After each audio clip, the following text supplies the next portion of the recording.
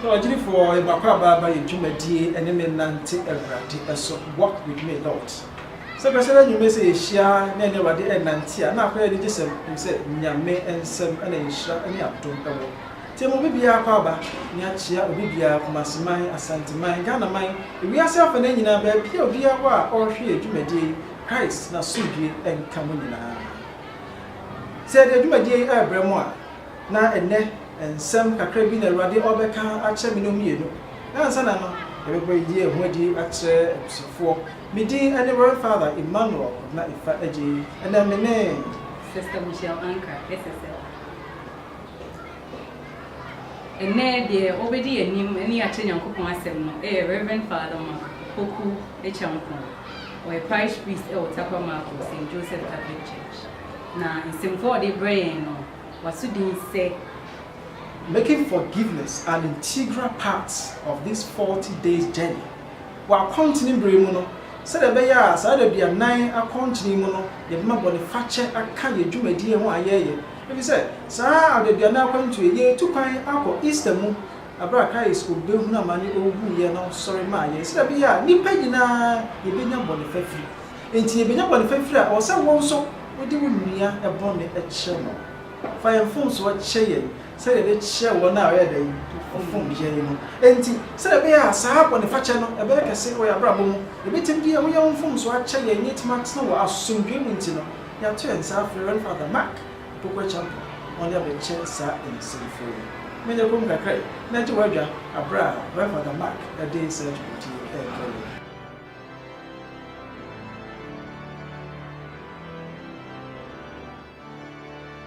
So I was for a name and Jumadi as you need. And what Papa Bassa Jumadi, so a Jumadia I die since I shall to her. And my Uno Rante now pine. A sorry, I did the Anaya Sipo, say, young Francis, and soon sumu and then with them. The near Radi Jesus Christ and Ante at the Bianai at the Bianai Jumadino and Boye Amaya Hun, Yan Copon now pine. Yan Copon a Cassie. Nyamene dog and then the mobro home. At the Bianai Boya Maya Betty Erade now Panya see ye. It has already yes was said. Sa de Bianai yan fancy ye home. Said ye ready see what dear. And ye yahusi see 80 million pay. I just have one factor cap. It's a free akuma pum at the Yamian phone so a chewa. And a day, Meno check as someone. A tira 7 say. Make forgiveness an integral part of the 40 days journey. I say we are there. Make forgiveness an integral part of the 40 days journey. Just that if you are not going to say, but if I tell you more, 80 men you pay, 80 men swap back. It is said here, why you be not say, and you pay a better swap and swap back. 18 years say. You be flat my pom de bonnet fatche, and my year. I sorry, I did the annual country. I sorry, I can't ye mammy and sapa. What's a wooden me? Ye 2 1 a more, not ye man on door soon. See 2 1 a more. Sorry, I can't empire bomb, or say ye bomb pie, ye my empire door soon. I saw see ye yet, I do ye, or see a yard ye money door soon. I saw see ye yet a country.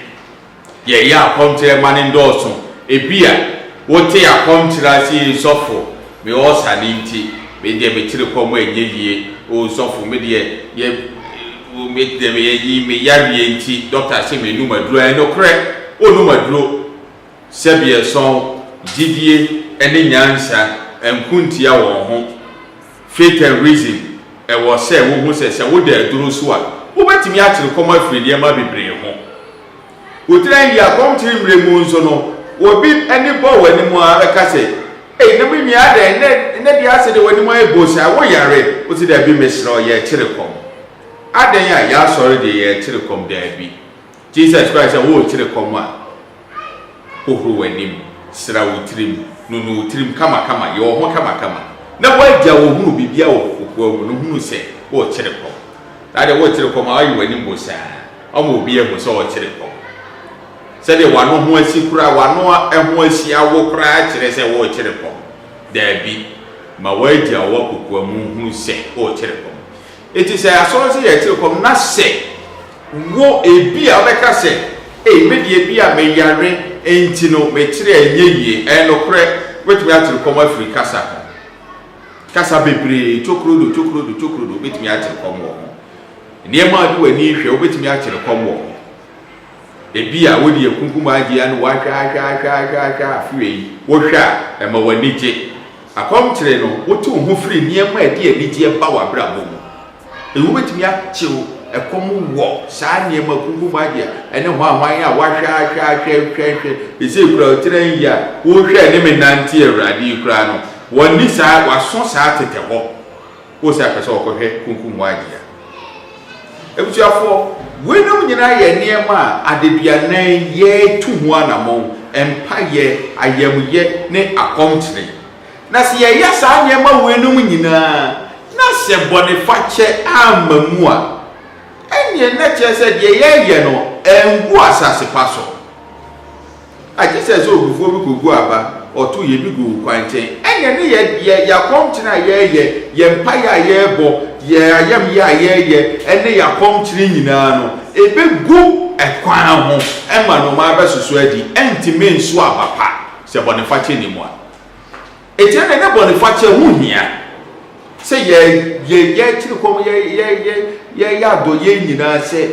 bonifache bamu na fe amane nyina awie peye eti bonifache nso no ya de eka ya brabo enunti ne wo se umma wadeduane yakontu se bonifache ni mo a edimi wie peye you make it an integral part. Forgiveness becomes an indispensable element in your 40 days journey. Sen come where be it was say woman a carry. Now bonifache e kan ya brabo ho e kan ya brabo se midina hey e kan ho sunsun mu e kan brabo ho adwini mu e kan brabo ho enti mi yifri mu a enye yie enti adebia na ya kontuo no bonifache akoye se wo kaa no nyina wo kaa esi ho ne fuel na na se ne petrol egumu ene bonifache wo yifri mu enye yie enimu a wo kwa enko enti no ewo se wo hwe se bonifache beba wa brabo se bonifache enimu a eka ho bebre enenne ama yare adoso ye mu bebre na no yare bebre yafa yenya ne ye pe ne yafa enam se yenye ya adwene se ye fira akoma pamu de ye nuanom fom so ache won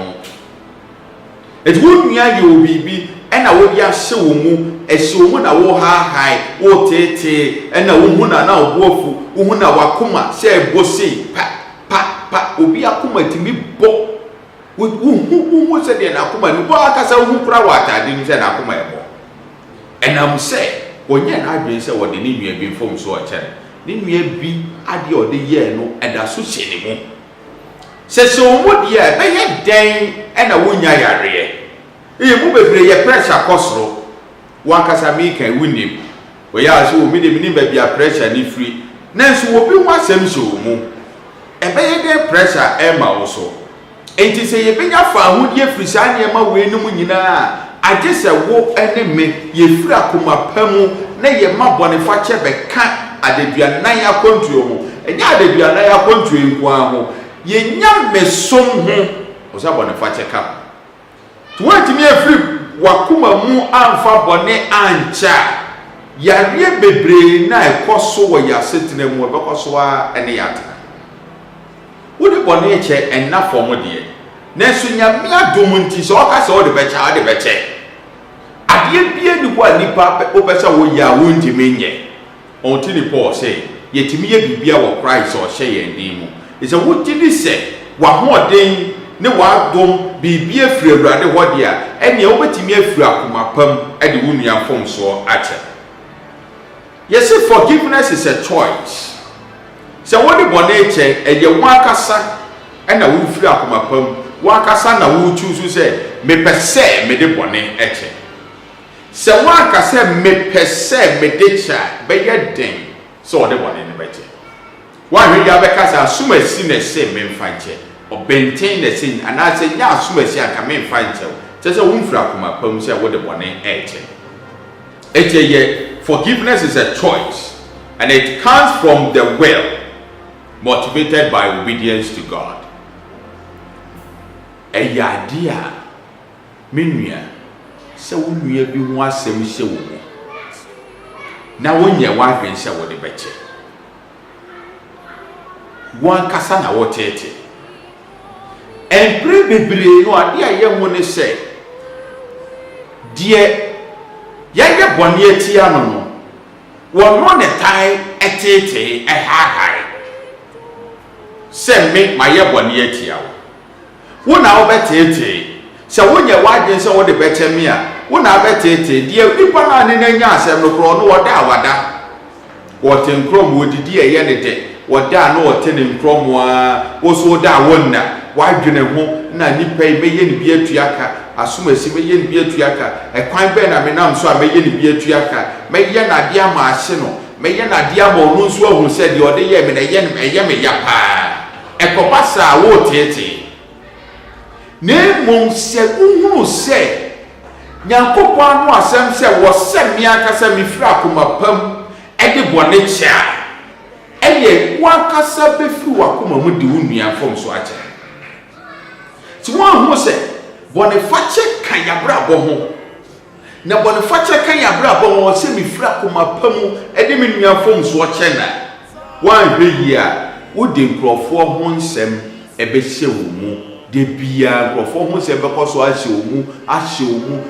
mu na de bia hye wo mu sa ani na wo so de nkrofo ho nsem hye wo na mso bia yo bibi untimi mfanche enti na ho asem hye wo se ye de bone che menuas wan firi akoma pam amfa wo nua fom so anche na wo soro agyan so mfa ye fom so enche ye ko kenkan Matthew sempa etrensia emudu nai mame kenkan enchrew na tie Awurade asem na aboa amwo hu se boniface ekayabra bo se boniface ennimu a ebeye den se yebehu Nyankopon na enumonyam. What's it? Matthew chapter 6 verse 14 to 16. What's it? If you forgive those who sin against you, your heavenly Father will forgive you. But if you refuse to forgive others, your Father will not forgive you your sins. Jesus Christ anu asem ni says yede yenua no mfom so oche wo osoro agya nso de yen mfom so obeche na se ya free akoma manfo yenua no mfom so anche mo aye osoro agya nso mfa ye de enche yen ene na forgiveness anase boniface ayade o Kristo ni bia obi a waba be hunu Christ a wo ye ehanba a niema dada de twam na niema nyina be ye foforo no wo yi boniface sinchen se me ye sinchen na me di Awurade echi na me som Awurade a enwie peye e wo se wo ma boniface kan wabrabo ho e wo se ye ti se mframa wo home e wo se ye ti se aduane a wodie e wo se ye ti se nsu a wo no boniface wo se kan wabrabo ho o so Kristo ni hu se boniface nkan wabrabo ho a mabrabo no kura na enwie peye minyame suma enwie peye minyame suma enso aba eti wo se boniface kan wabrabo boniface eba wabrabo ho a ema wan kasanso no wonya osuru mu anidie ewo mu na sai lidie ne be ye wa mo oden wo se bre bia wo pa sese wabrabo he me dofo a wo he me sese wabrabo he ebre bia woni wonua bia nya asem woni wonua bi nya asem ana obi a ne ye adwuma na ne nya asem yaka so be sia beka obi aka wontie eya ahwese wo anigi a ohu na obuafu meboa ebi kura make say wo hwamio okunu te wo nchen onne ne wa asemo wani okunu fa wani mu kura obuafu oba bi fa wani ma obuafu adanya wonne ne wa asem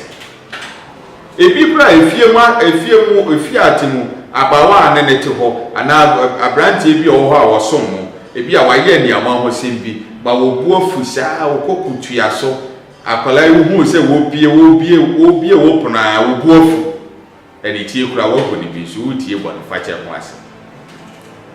ebesi so se Boniface ni mo a wani die ewie peye e wo se wo ma Boniface kan wa brabo ebi a beka sofu yi asema wo kan die ase Boniface emre minka se emre Boniface enyemre ena enye den so enam se Christ mu die yetimi ye bibia wo awrade o se ye nyame nim se ade bi ebetimi aye ye nkwa na di kan ya wo de bone echi on tini step o de bone echi ebra ni esi na bo na ni tua se wo koka nyame asem se wo hunu se wo suru abie ba wo hunu nipa ban se o tie agya ni se nifa so eno na nipa si wo maso yesi na bo se agya fache wo onim ye wo enti eden na obidi aye wa untimi mfanche ebi abeka se sofo wo de wonnim design enye de di kan ni waye we obu ho a obetimi aka ebra wo ye ne bone obetimi aka ni nyina adan aso asi na we wo ho obente wo ho ena adi we ye me na so we no nyina no ehye wo mu emma wo kura wo hu se wani nje wo hu se ensemo esi wo mu aye dududu wo obi a wakoma wakasa wo kwa so kwa wo hu se kura no se de nka wo kwa so a wo de wa adwene ene wa hu odin wo bibia tie nyame asem ene kura bi eni ho ebi ene kura meka se wo nu kunu ti ho wo ba ekunu na di ato ho ka esa kura ko yi afiri ho ebi anu kunu kasa wo na no be bin kasa ba wo di ato ho umpese wo kwa kwa na asimte na so da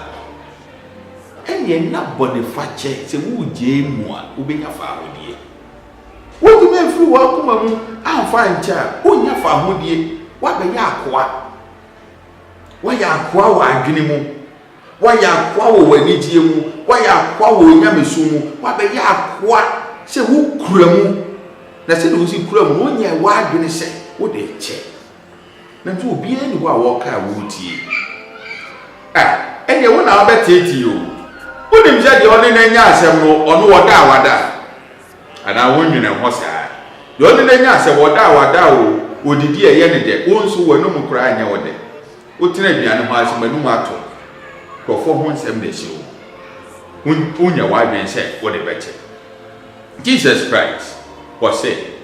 say yen free akoma pamu amfa yen nuanom fom so anche wo mu a mo suro agya nso mfa mo de enche mo ene na ka bibi kire se ye de bone cha enye se bia wo ka ai na me de ache wo nye dabi nye ne sa wo se wo furu akoma mu na wo ka se me de ache wo furu akoma pamu e ko na ba mu se nyankopon wasoe adesuwa bi Jesus said monfa madesuwa nyina amra na mesoe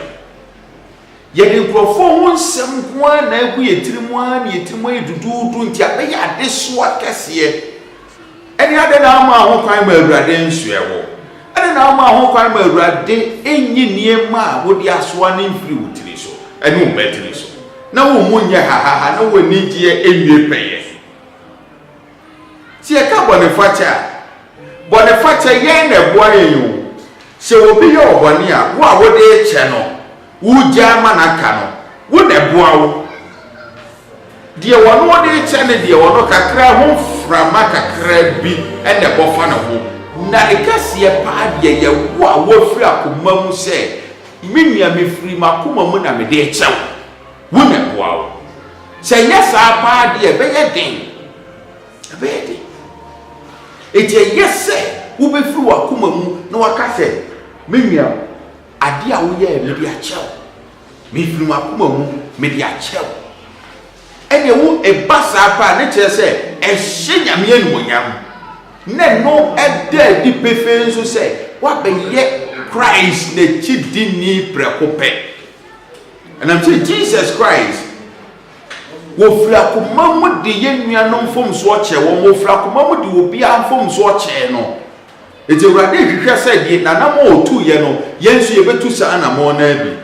esi akopa se wotimi mfa wo nuamfom so oche no na wo kuramu dendendin e be ye den because emre bi obi asem aye kokan ye wo so mfa bone ne nche wo so fo de maka nyina no mate enso menye ma adwen se me de eche wo se menua ekura me to na sama do kura menchia no wo chia me so a menfi no na me se aye den aye kese esenitrim se wo koto na sama do kura wo nchia na wonya wadwen so de bone beche dia ene na urade Jesus asema wo ka Matthew sempa 3 mu dunan sese ye mfra kuma manfie nuanom fom so ancha wo soro agya ne fa ye de encheye no ene na be ye den wako heaven ebe ye den watimi akọ heaven ene na ye Kristo ye na ye no bibi atochima na ye nyamete ase e ka Kristo somo. Forgiveness is part of the values of Christianity. You can't do without forgiveness. It's an integral part of it. Intino say carbon e kan ye nyame somo dia ene na wo say woman ye wasem hia mani ye wasem hia say me free na kwei me de bone beche a wo nyame asem say wote me ne na enye den imprim wakoma menim say de wo uni akro de aye wo ye wo ya ise bia de wo ba bi de aye wo ye wo ya me say bia de wo papa bi de ye wo ye wo ya me say de wo ma me bi de ye wo ye wo ya unua bi de wo de ye wo eye wo ya ebia wakasef sofo siase we pa de nyame kura be kan me mfa nche mesrew adwebrew ema kasa enye nyame som ene enye nyame kasa nu se unua ana de wafom wono won tan ha wono oda wo na woda so dwene ho wo na da so hye wo mu wo na wo tete eni ade na wo ma wo ho fa ahodie eni ma wo ho fa ahodie hunu se menua de ode aye me no mafiri akomam me de ache no ebe ma fa ahodie kase pa me sa fa ahodie no ebe boa wo nyame som amwa ba be hunu awurade yie be mo hu awurade yie pa yen hwe tro konkron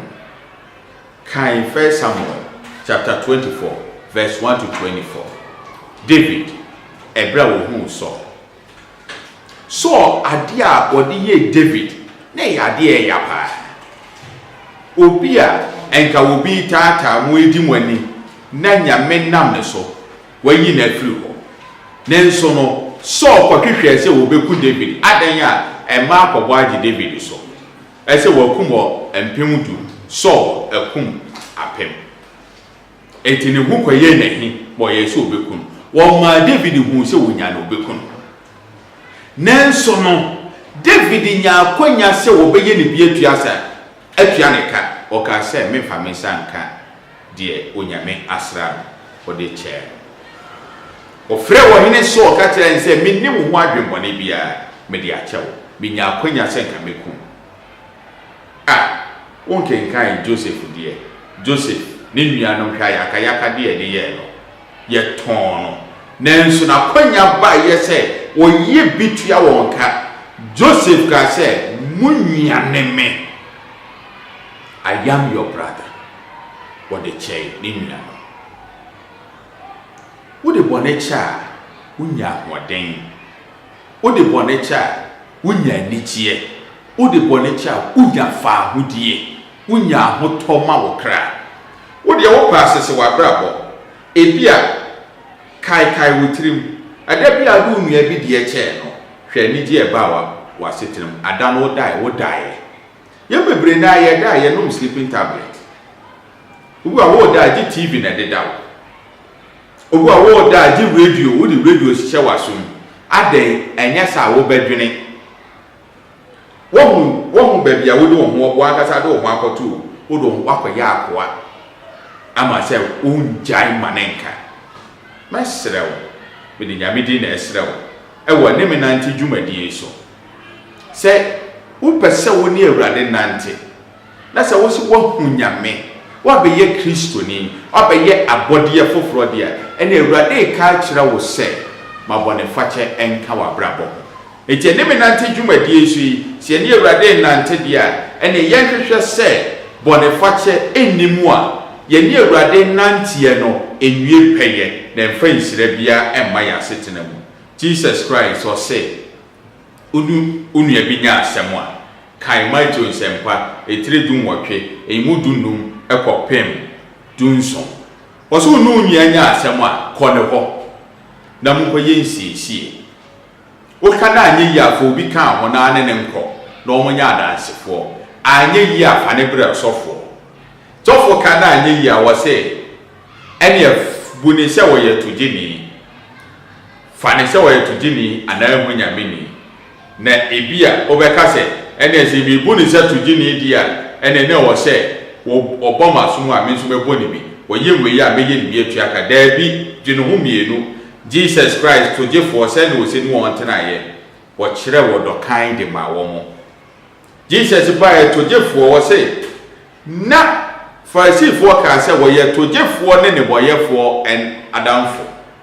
Awurade Jesus Christ ɔka bɛn wɔn wɔkyerɛ wɔ dɔ de ma togyefoɔ wɔkyerɛ ayɛmiyɛ de ma togyefoɔ nti Awurade ka kyerɛ wɔ sɛ wo nua no ne ne ka na wɔantie deɛ wɔgyina na wɔgyina wɔapirim n'akoma wɔse wɔmfa nkyɛwo a ɛnneɛ kyerɛ wɔ dɔ ɛfama no ɛnka sɛ wohu na wobu n'animtia daabi kyerɛ wɔdɔkan fama no na wɔkyerɛ wɔdɔkan de ma na Awurade nhyira ɛyɛ kɛseɛ wɔ so Awurade asomdwe ɛyɛ kɛseɛ wɔ so eti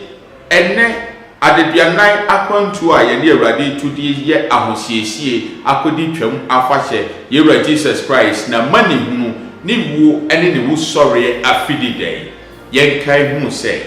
Awurade nan kasa afidi dɛn nyinaa no egyina sɛ Awurade Jesus Christ bɛ ma yɛ fa ahodie firi bɔne enko aso mu yɛbɛyɛ nyame na de hyɛ kronkron yɛbɛyɛ nyame ade hyɛ kronkron deɛ ɛnneɛ sɛdeɛ Awurade wɔbɛyi yɛn firi bɔne enko aso mu so no onua bi nso a wɔn nso wɔde na hyɛ fiase Awurade sɛ ma ne fa ahodie wode obi ato fiase wɔ wakoma mu o wode obi ato fiase wɔ wadwene mu wode obi ato fiase ɛwɔ baabi mesrɛ wo fakyɛ manifa ahodie na ɛno ɛne Awurade Jesus Christ ɔba bɛyɛ Awurade wonhyira wo menim sɛ wate nyame asɛm atɔ wakoma so fafa ahodie ma wo nua fakyɛ wo nua na ade bɔne kyɛ a osuro agya ɛde wo deɛ bɛkyɛ wo yo abusuafo mametia me nsɔre mɔ ɛwɔ Takwamako parishness nyinaa ɛkyia mo nyinaa anim sɛ dwumadie a yɛtie yɛn nyinaa ɛde nhyira ne adom ɛbɛba yɛ asetena mu ɛkyia asomasefoɔ ɛne bokromfoɔ nyinaa nyame nhyira mu nyinaa ne obi bia a wɔtie yɛn nyame nhyira wo ɛnɛ ne da nyinaa amen